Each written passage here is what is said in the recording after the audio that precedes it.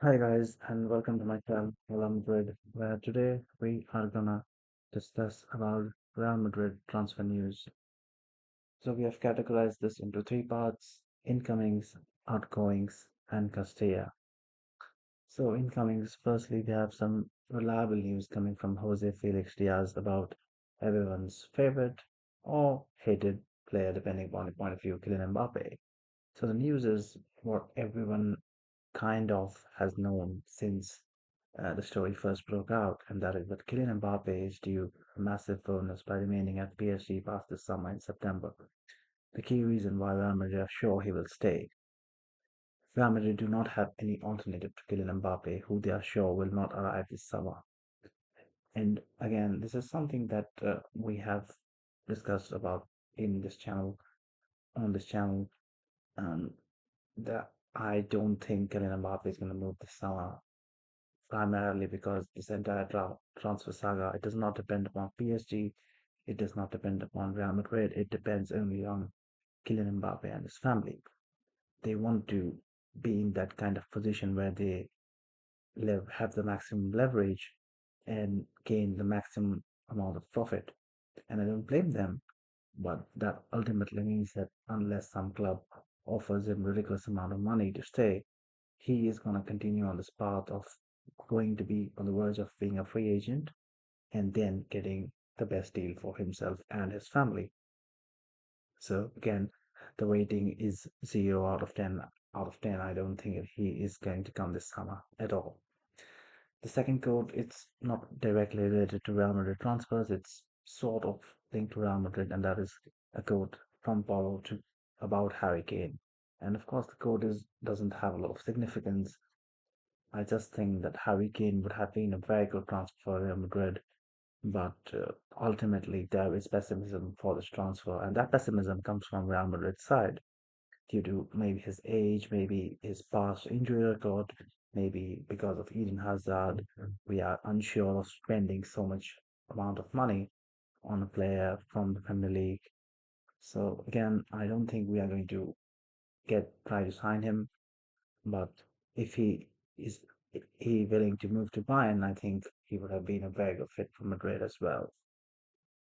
Lastly, we have these codes coming in from Alphonso Davies, and we have already covered this on our channel as well. And it's another code. This code is it seems Alphonso Davies is no longer confident in his desire to continue at Bayern, and Real Madrid is considered one of the main reasons for it. And it is again, we have already discussed this. I think it's an evolving transfer. I I don't think that this will happen this summer, but you never know because we have had two summer transfers in a row where, of course, we didn't get our primary target, which was Kylian Mbappe. We signed Kamavinga and Germany. So again, if this window we don't sign Kylian Mbappe and somehow we are able to move on Ferland Mendy, then Alphonso Davies might be an option. But I do think that he's a candidate for next year. I think he will be a very strong candidate for next year's transfer window.